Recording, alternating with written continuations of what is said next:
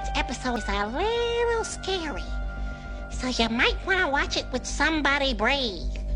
Don't worry, Uncle Steve. Yeah, man, we're here for you. Guys, can we turn on the lights?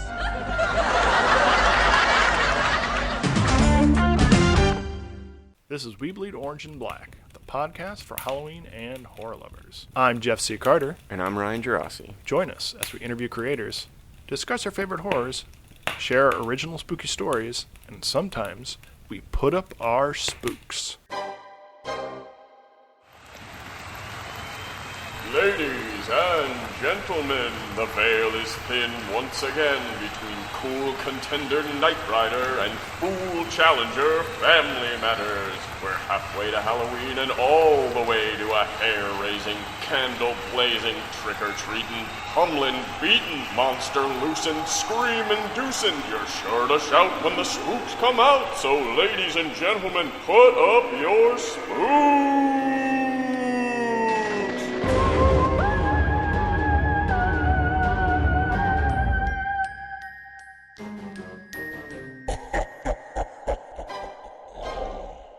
This week's theme: Halfway to Halloween. We love Halloween. So my episode was Knight Rider, an episode called Halloween Night, and I am delighted to get David Hasselhoff back on the program after his successful barnstorming episode of Baywatch Nights.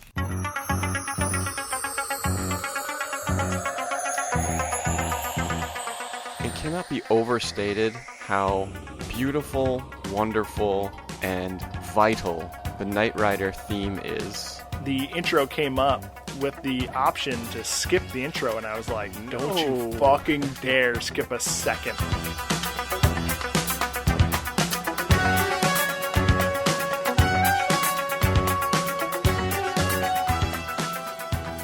Open on a jack-o'-lantern. Strong start for a Halloween episode. Rowdy costumed revelers are cavorting on their way into a Halloween party to the sound-alike of Laura Branigan's Self-Control.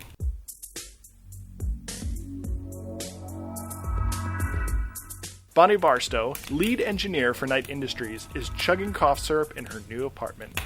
She hears a blood-curdling scream from across the way and sees someone in a gorilla costume strangling a woman.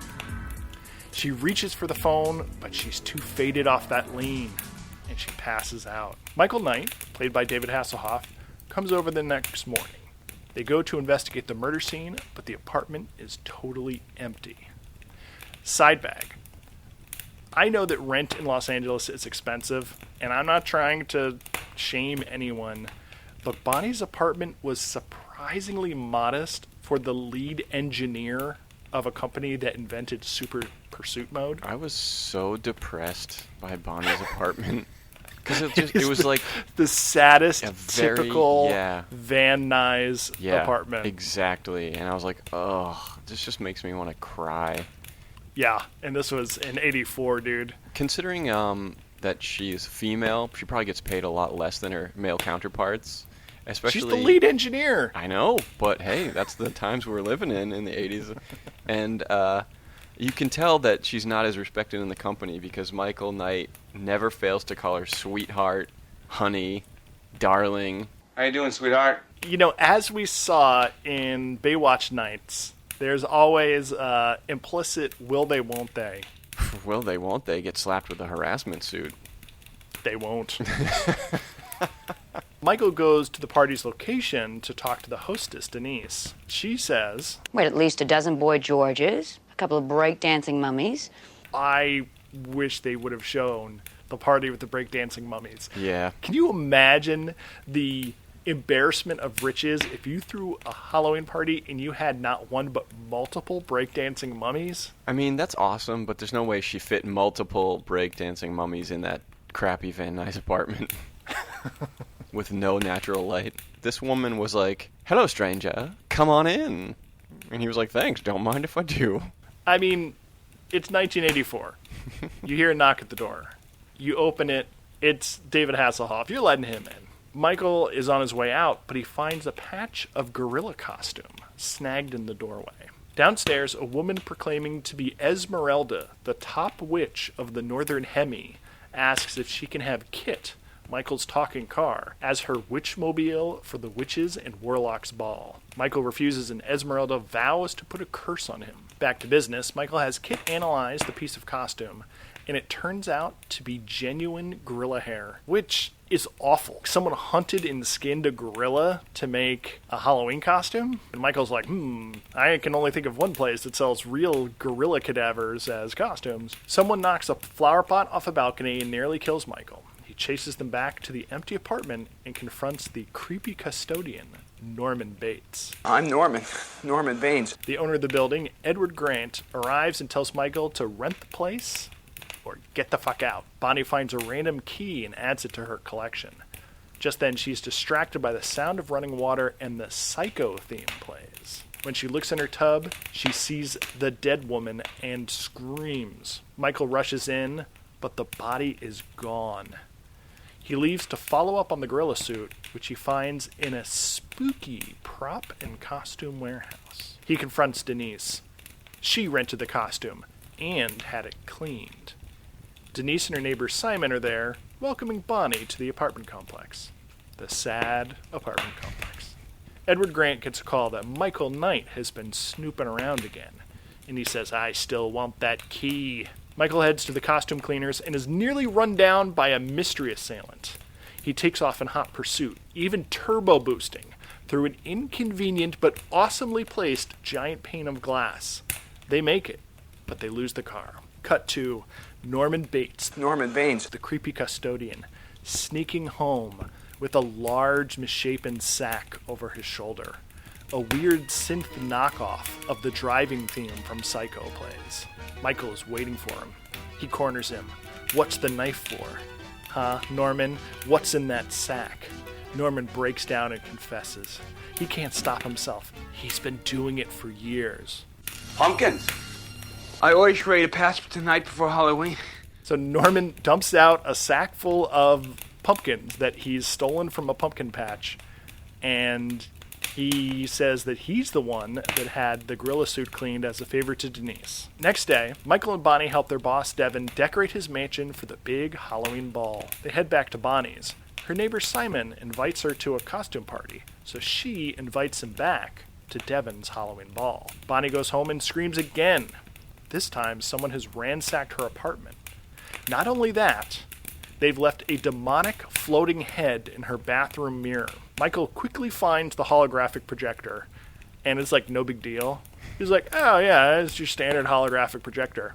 What you have to realize is that in the 80s, holograms were like 30% of all episodes were hologram based. So this is proof that someone has been gaslighting Bonnie so that no one would believe her claim that she witnessed a murder. Kit decodes the demon's muttering. It turns out to be an address, and that address turns out to be the Psycho house, as in the house from the movie Psycho. Boy, this place looks really familiar.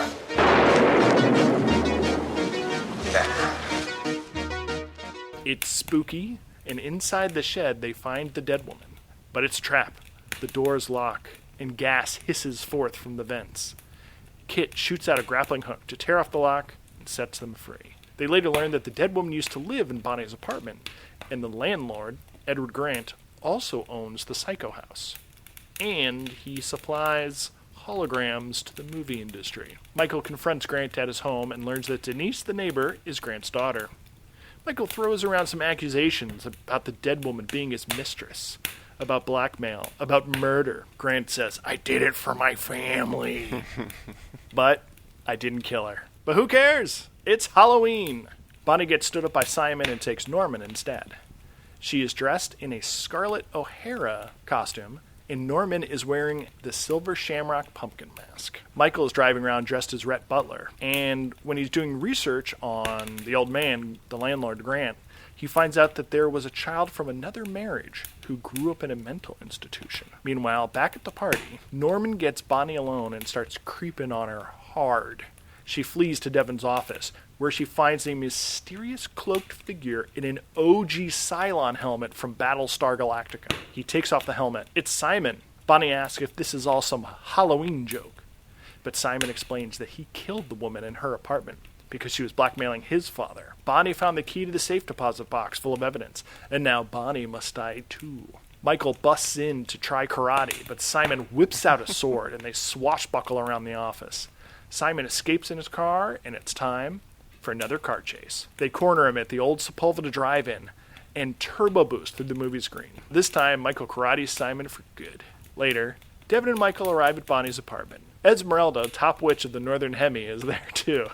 She's carrying a crock pot that makes all the flowers comically wilt as she walks by. The end? ? I got some special effects of my own, like making you disappear for 20 years, man. Well, friends of the show will remember our reverence for he we call Urkel. So we decided to pit Knight Rider against Family Matters Halloween episode Stevel. It's the bigger love of the family.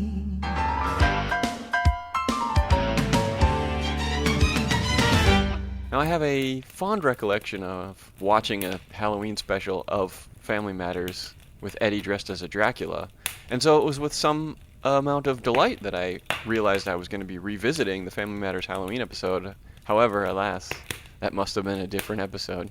Guess what? Other friends of the show will note this is a Haunted Dummy episode. And the episode opens on a jack-o'-lantern. It's a strong start for a Halloween episode. This was clearly a later episode in the show's run, and Season 8.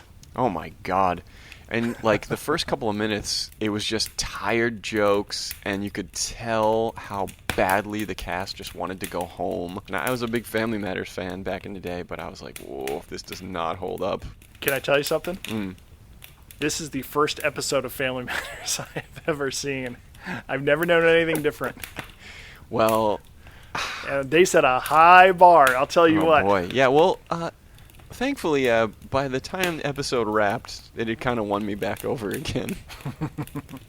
But like, they don't even. There was like a punchline early on, or a setup for a punchline early on, but then they just didn't bother. Carl was like, "If that's your dummy, Steve." Anyway, so long. Or something like that. I was like, "And punchline? Punchline?" Everyone just went to get sandwiches at that point. It's funny, on that note, there is an all too brief making of Stevel that appears at the end of the episode. And it opens with a shot of like the director and Video Village, and everyone looks so bored. Everyone looks like they're cashing a check. Oh, yeah. Like, so bored, so miserable. But the amount of effort they put into this fucking puppet was astronomical. Steve, nothing with a plywood brain is alive. Steve comes downstairs. He's got a big new thing he wants to show everyone. It's his ventriloquist dummy. And he does a little performance, but he really stinks. And this was actually kind of funny. I'm awful, aren't I? Part of it being a quip-based show that is focused entirely on Urkel is that he can only say a few things before everyone in his family just gets up and leaves the room. No matter what room he's in, he busts in, he does something wacky, and they're like, a brain made of balsa wood, and then they all leave. He's constantly chasing them out of their own house. But it was funny. Steve was like, I'll never be a ventriloquist. But as far as I know, he never expressed an interest in being a ventriloquist. And as a genius, he should know the value of practice and hard work. But no. There was one thing that I really loved, though. Steve's doing his terrible ventriloquist act, and everyone's like, ugh. And then it cuts to the grandma, and she's like genuinely laughing. It seems like she was the character who was just super sweet all the time, like really nice to Steve when everyone else was like giving him shit. It genuinely made me think about the importance of kindness. Which sounds stupid because it's season 8 of Family Matters. But I was like, I really love seeing that character that reminds us that it's okay to be nice to people. End digression. Steve goes upstairs, goes to bed, and is like, I wish Steve the dummy was alive. Or something. And then he falls asleep. The ventriloquist dummy gets struck by lightning, does a little jiggle, and then Steve wakes up, looks over at the chair, the dummy's gone, And then he looks over at the bed, and this part actually made me laugh, not ironically. The dummy, like, gets up off the bed and goes, "Hi!" And I was like, oh. For a second there, I thought they had brought in Robert Englund to do the voice, because it was a Freddy-fied voice. Yeah. Steve's like, "Wah!" And he runs down, and he's like, "Hey, the dummy's alive!" And they're like, "No, the dummies can't be alive, you dummy."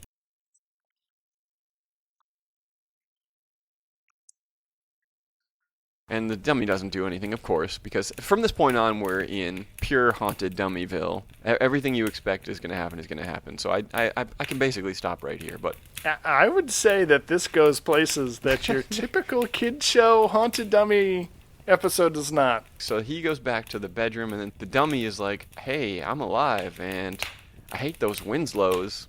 And Steve's like, "The Winslows, they're the best family ever." And he's like, "I know, they make me sick. I hate him, and I'm going to kill him, and then you and I can go on the road, except you're the dummy. And then Steve's like, "You're evil." And the dummy says, "I like that. You can just call me Steve-O."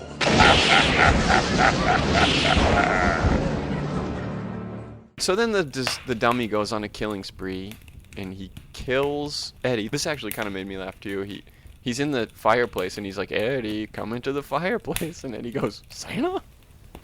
And Eddie's like 47 years old. And so he gets sucked up the chimney. And must have died horribly. An adult man, a 47-year-old man, getting hauled up into a 4-inch by 4-inch channel. I mean, that's gruesome. Gremlin style. He kills Laura. He cuts her into little pieces and stuffs her in the various cabinets. Bloodless, but creepy. Bloodless and comical, because she's like, "I'm beside myself." Wah, wah, wah, wah. And then he turns Mother Winslow, whose name I can't remember, into a jack-in-the-box.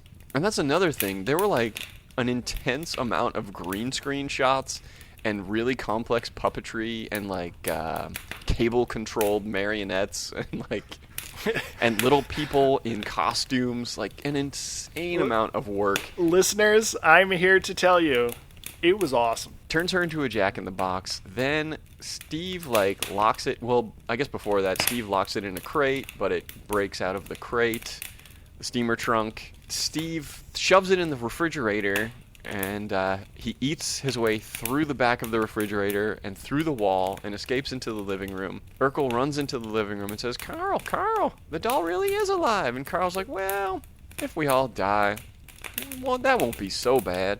And then it turns out that Steve-O is marionetting him fucking killer clown style, arm in the guts or up the butts. You decide. Presumably that arm is on his control rod, so to speak. So he's dead. And then Steve decides to throw down with Steve-O. Which, I must say, after having witnessed Steve-O tunneling out through the back of the fridge and the wall to go hand-to-hand with him, that was incredibly brave. Yeah, that was pretty brave, you're right.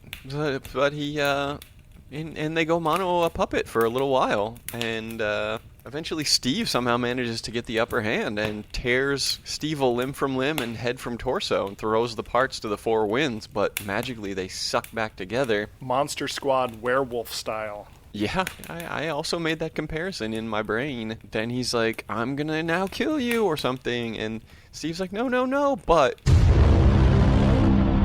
was all a dream. Steve's just wrestling with his pillow in his bed, and then Eddie comes up and says, "Oh, it was all a dream, Steve. Your OCD won't let you be anything but a perfectionista." And then that was a freestyle rap right off the dome, much like this synopsis. Guys, he was working on that all night. Don't listen. He's like, "A full frontal lobotomy will help cure what ails you." And he pulls out the egg beaters and is going to, the electric egg beaters, and is going to scramble Steve's brains, but it was a dream within a dream. Can you believe it? I could not. I was loving it. And then he's like, "Whew, case closed," and he goes away, and then it pushes in on the puppet, and nothing happens. The puppet's eyebrows don't cock or anything. The end. I gotta say, not only did they do an incredible job on puppets and marionettes and masks and little people and staging, it with this whole episode, the home decor was fantastic. Oh, those Halloween decor. Yeah. Yeah. It was very Halloween-y. They had hay bales and I mean, everything. every inch of this house and the porch were decked out in hay bales, corn stalks, spider webs, skeletons, Halloween pillows.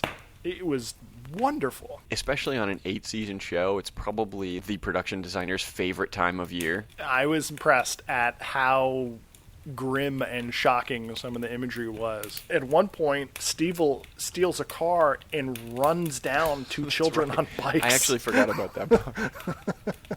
And then stuffs their heads on the walls. Magnificent. No notes. Thank you, Steve. How disturbing.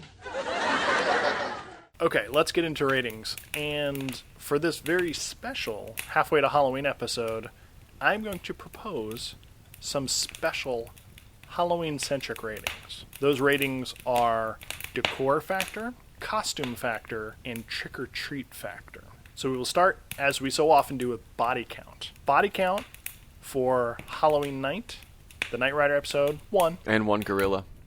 That was off screen. Gorilla. Body count for Stevel, I mean, all the Winslows -1. It had a high body count, but they were all undone by dream logic. Still, Stevel was dropping bodies. I think he takes that one clear and easy. Dominant victory for Stevel. Deadlier than any foe that Michael Knight has ever faced. All right, here we come to our first special rating, decor factor. Now, I was just raving about the home decor for Family Matters, but in Knight Rider, there were 2 separate parties. Mm-hmm. And even the outside of the apartment building was decorated. And I do have to say that the one benefit of having a terribly small, awful apartment in Van Nuys is that you can completely fill it from floor to ceiling and wall to wall with orange and black streamers. That made me nostalgic for streamers, which is, it's just a thing that, I don't know, felt like it was big in the 80s and they just don't do it anymore. Like sometimes you'll see it in movies where they're throwing a prom. And I think it was often bandied about in, like, elementary school. Yep. But you just don't see a lot of streamers these days. You can probably see them at Party City if you're so inclined. Yeah, but no one buys them and puts them up to the extent that they did in this episode. Probably saves a lot of trees. Yeah, think of all the crepe trees that are still living. I think Knight Rider takes the edge in that one. Multiple Halloween parties. Costume factor. In Knight Rider, every character appears in costume.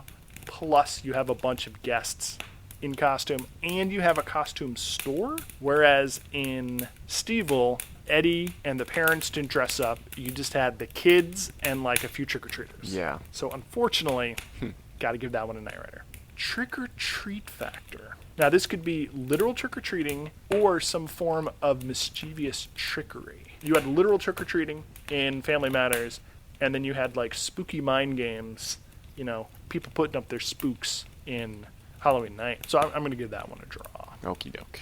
Scare factor for Halloween night? Low. They certainly packed in a bunch of spooky things or even some jump scares, but none of it really raised my pulse. A lot of it was during daylight.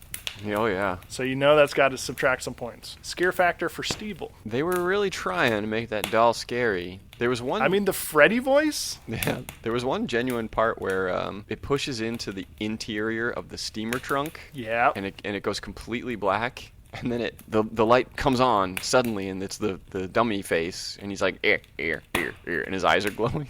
And the audience went, whoa! The fact that the dummy had glowing eyes, I thought that was awesome. I'll give scare factor to Stevel. Gross factor, gross apartments, but, you know, we live in those apartments, so I guess we can't be too picky. Surprisingly, it made me feel better about my own apartment. Gross factor for Stevel? Hands and butts and guts, that's about it. Yeah, but bloodless. What the factor for Halloween night? Stuff was coming at us from all angles. You take for granted that they have a talking supercar, and sure, Bonnie sees someone in the world's worst flayed gorilla skin costume strangle a woman. And yes, there are holograms, but when they brought the witch out of nowhere, and she's like, I'm the top witch of the Northern Hemi, for no reason, and I want it didn't this do anything. As my witch mobile for the Witch and Warlock Festival, I was like, what the fuck? And at the end, when she's killing the flowers with her cursed crockpot, and then you've got Norman Bates. Norman Baines. The pumpkin-stealing, creepy He was doing guy. pretty good Norman Bates. I was impressed. And then they went to the actual Psycho House. I was like, this has strong WTF energy. Now, Jeff and I have been to that very Psycho House many, many times at Universal Horror Nights, and it doesn't look like that. It's, the house looks like that, but the surrounding area doesn't look like that anymore. They've developed it all. And so I was like, it's not right. It feels wrong. What the factor for Stevel? I don't know. Are we judging it on haunted ventriloquist dummy factor? Because I feel like we have to. Because like even in Goosebumps, when the ventriloquist dummy goes berserk, it doesn't actually kill anybody. Right. Even if it is not a dream in a dream in a dream in a crazy person. In Tales from the Crypt, they do. So we've been exposed to a pretty wide spectrum. That's true. Of haunted ventriloquism doll. Yeah. Episodes. For that, I would say what the factor low. Okay. Theme of Halloween. Stevel, what do you got? Yeah, I mean, I don't think you can deny the theme is quite high. Theme is high, but what you think should be an episode about trick-or-treating or ghosts or monsters or whatever is actually they're smuggling in an entirely separate plot, which is an evil ventriloquist dummy that has nothing to do with Halloween. Well, they did they probably did literal Halloween 7 times before with Eddie dressed as a vampire, and B, this episode actually doesn't even take place on Halloween. It takes place like a day or two before Halloween. I'm not going to dock it points for that. Midland. Wait, it's halfway to Halloween. It is halfway to Halloween in strong. terms of hours. But in Halloween Night, the Halloween costume was a plot element. Mm-hmm. Was like, I saw someone in this gorilla costume. Who's got it? Who is wearing a costume at this costume party? I'm going to go track it down at the costume warehouse. And it had a Halloween mask, as you said, from Halloween Part 3. And when they went to the party, the killer was there in a Halloween costume. He also had a sword that was very clearly foam core with some aluminum tape stuck to the edge, but he was like laser cutting through chairs and lamp posts and like exactly because he worked. It was a special effects sword, I guess. Special effects hologram company, so he knew to make the real dangerous laser sword look like a prop. That's right. You're right. Wheels within wheels. Genius. I'm giving the theme of Halloween to Halloween Night. Take it. Totally 80s. I mean, silver shamrock mask, dude. Undeniable. Hologram projectors, Laura Branigan's self-control. Hella 90s for Stevel. Low points. The episode that brought us closest to Halloween is Halloween Night. He is the knight that rides. He is a crazy car. Together they are. Flag? I forget. Anyway. Ride on, Knight Rider. Ride on. This is our halfway to Halloween episode because May Day, the night before and day of May 1st, is Walpurgisnacht, which is synonymous with Beltane, which is the counterpart to Samhain on the Celtic calendar. It marks the time when we are moving from winter into spring, just like Halloween is the passage of fall into winter or summer into winter on the Celtic calendar. As we are halfway to Halloween, this is a time when the veil between worlds is thin. I was walking around town recently, and I was delighted to find a number of pumpkins.